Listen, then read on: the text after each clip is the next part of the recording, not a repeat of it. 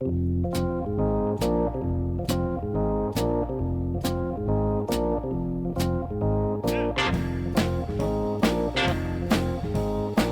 first Sunday sit down here as part of PSA, some of the newer video content we're working on. What better guest than our own CEO, Mike McHale. Mike, thanks for joining us on the first PSA sit down. Thanks, Josh. We are here in the Pittston area softball dugout. Can't use the baseball dugout because, as everybody on LinkedIn probably watching this knows, there's no powerhouse like Pittston area baseball. 3 years in a row, Wyoming Valley champions. Yeah, I mean, they were good when I was in school. They were good a lot earlier than that when you were in school. Yeah. Thanks to you and your pitching, of course. I wouldn't say it was my pitching. But yeah, so we're here in the softball dugout. We're in the old middle school chairs. Very nostalgic to be back here. It's kind of funny. I haven't lived here in like 10, 15 years. Cool to be back. Cool to be here in the dugout with you. So I'd like to get started here. We'll talk about, I think the best place to start would be, PSA is, right here in Pittston, Duryea. What does it mean to you to be able to kind of have come back here after, traveling the world and, really put a good footprint down here and with PSA and continuing to grow? And what's it mean for you to be able to come back here? Yeah, I think it's exciting. I did, like a lot of us when we graduated in the 90s, there wasn't a tremendous amount of opportunity here in the Wyoming Valley. Obviously, it's changed quite a bit in the last 20 years. But traveling gave you the experience. But starting here and playing sports gives you that team background and the leadership background that I think carries into business in a lot of ways. And the ability to have our plant less than a mile from where we played baseball, from most of the schools we went through most of our life, is really it's a bit surreal. If you had asked me 40 years ago or 30 years ago when I graduated if this would be the course, I would probably tell you absolutely not. That I would never be back in Duryea, Pennsylvania, or Pittston, Pennsylvania, with a business or living. It's almost unthinkable. Yeah, for me. And I like how you sort of said when you graduated, you had to travel, right? Because you didn't think there were opportunities here.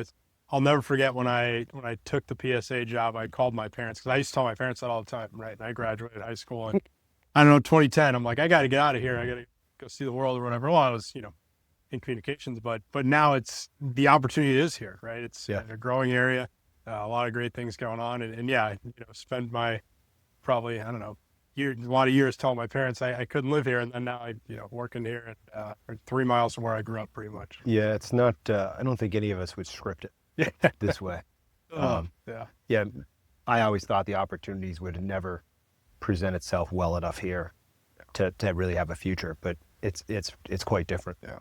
Well, especially you got Philly and New York, here, right? I think the connection outside of the area and how much opportunity always seems to come back, where I run into an opportunity and somehow there's a connection back to Scranton Wilkes-Barre. I mean, how we met, right? The KUKA OEM event. Anytime someone asks me where I'm from, I never say Pittston because who's gonna know Pittston? But I remember I'll never forget talking to you. I was like, I'm from Scranton. Oh well, yeah, I know where that is, but where? Pittston. Oh, yeah, but where? Oh, Jenkins Township. Okay, well, wow. And then here we are now. But it's cool. I mean, the Pittston connection is certainly really cool. A lot of roads lead back to the area, and to think that so many of the people we're doing business with are people that I grew up with, or knew growing up, or played sports against other schools. It's really remarkable. Yeah, and it's cool. For me, right, when I'm walking in, start talking to people, you realize the same people. I was just talking to Graham a couple days ago, realized that his wife was, one of my good friends growing up. I played baseball. That's so fun. It's really funny. I feel like that happens to me once a week here. No doubt. But all right, let's get into the baseball stuff. I mean, I don't think many people know that you're a standout pitcher with the Drexel, right? Take us through your life in baseball. From the moment you were playing Little League to all the way through college. Yeah, if you had asked me, those years, what I wanted to do for a career was play baseball, not actually work for a living.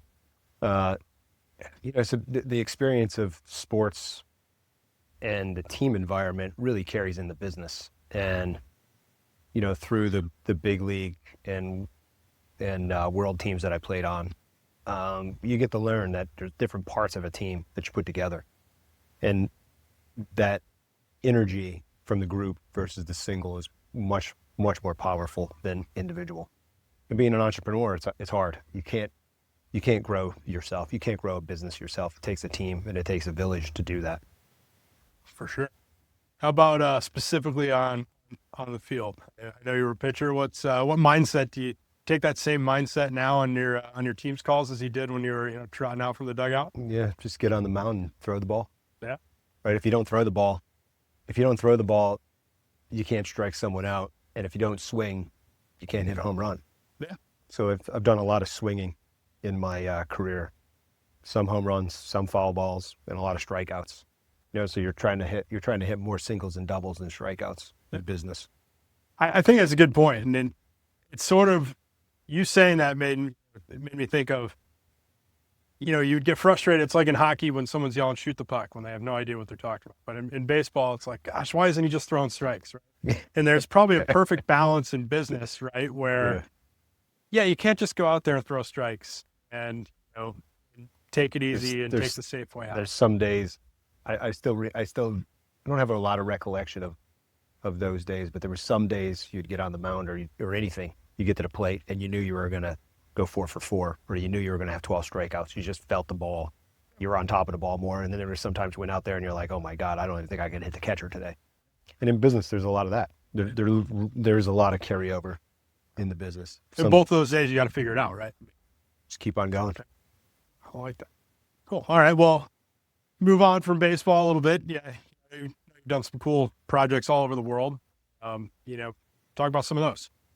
Moving to Philly after I graduated from Drexel, I came back and I worked a couple of years at Procter & Gamble in the hooping here at the paper mill, and then realized, that really wasn't for me. So I went to Philly, worked on Citizens Bank Ballpark, Comcast Tower, a bunch of really cool projects in the city. And I think what that gives you is that larger scale mentality. So most of the projects we're on were, thousands of employees, hundreds of millions of dollars, even back in the 90s. And then, from there, I went on to be the VP of Development and Construction at the Revel Casino, and that was $2.5 billion in 2007. And that gives you an entirely different frame of reference when you have 10,000 construction workers building a building, and all the nuance that goes into the coordination and the details and running the 600 consultants that we had for the design. It allows you to think bigger and not worry about the small details necessarily, and to think about the bigger picture. There's a lot of similarities in large construction development projects, complexity that is in normal business. They're different issues, but some of the same complexities that you work through. So it was a great learning experience of understanding finance. We obviously did go bankrupt 3 times on that project during the financial crisis, and I learned a lot. And then I traveled the world for a year on other development projects inside the gaming industry. And I learned a deep lesson into what it takes to really drive big thoughts and big thinking. And it's just relentless pursuit of better and bigger things. I think that's where you picked up, your eagerness to expand into whether it be different industries. I mean, even within PSA, right? We were doing so many different things. There aren't many, industrial automation companies that also do drone work or machine shop side of the business. That's sort of where you. Yeah, and I think some of it is out of necessity. For the automation business is very complex and very difficult, and it has a lot of really complicated cycles in capital spend. So our other lines of businesses are able to balance that cash flow and work out a little bit better, and also build our overall base of knowledge set inside the company. So now, we now have the ability to do a turnkey project and keep everything in house, which most integrators can't do. So there's multiple aspects there. Obviously, if you have a secretive project, now none of your secretive material hits the streets, or if you want something a little faster, and then maintenance, we're right there. We don't have to wait for a machine shop for 10 or 12 weeks to get a part. We can make it overnight if we have to. And it just lets us support our customers in a much broader way. Yeah, and I think it's allowed us to do some really cool work with some really big customers, even if they do start in our backyard, right? There's very local customers that we've been able to go all over the U.S. with Yeah. in their plants because of how successful. But lead times are always tough, right? Lead times in Yeah. parts. So I think, you sort of see it as like you said, a necessity to help control your own lead time and your own, say, customer satisfaction. And I think downtime, things like I that. think it came as a necessity for multiple reasons. It helps cash flow management and just a workload inside the business. And then when certain aspects of industry are down, other aspects are up. So now we can ride that wave much better. And we're a much more stable company long term than we would have been just as an automation company. We see so many automation companies struggle as technology is changing. And the future of technology or of automation companies, is in a lot of question. We have SoftBank buying ABB and now rolling out cells and other very large money coming into the space. We'll see how successful they are. I still think it comes down to the people. It comes down to the people, the design, and the skill sets inside of the group. And if you could add machining skill sets with design skill sets and electrical skill sets all under one roof, we can provide something better for a customer, at least I believe, than our competitors. Cool. What are some big goals? I mean, you've achieved a lot over the years here. What, we were talking about on the truck on the way over here, you'll be one of those guys who retires early, or you're going to work till you die. And I will. Pretty clear answer for that. I will work till I die. The fun is in building the organization and building the skill sets, and with that, more opportunity seems to come. And the more you do, and the more you're out there, and the more you try to succeed, the more things you'll find. And then that carries into the employees because we become a much more stable company. And there will be economic downturns, and we need to be able to weather those economic downturns. And the diversity in our business will allow us to do that. We can then shift and move into areas that 5 years from now we're probably going to be doing things that we don't even know about now. Yeah. Or that could even happen in a year. There could be other industrial opportunities that we can use our skill set to take our knowledge base into that realm. Yeah, I think AI is a great example, right? Yeah. With what you've been doing on the project management side. Yeah. Just all the other different sorts of companies that are coming out here and, showing us what's possible with AI in our business. Yeah, and I think we have to be a first mover. If you're not adapting some sort of AI into your workflow, you're gonna fall behind. In just the things I've seen in our IBM Watson X rollout, and we haven't even rolled it out, just the things I'm seeing from the development it's really interesting. And I think it's going to help us perform better projects, manage the project better, and do things that currently every integrator struggles with. How do you project manage? How do you work on scheduling?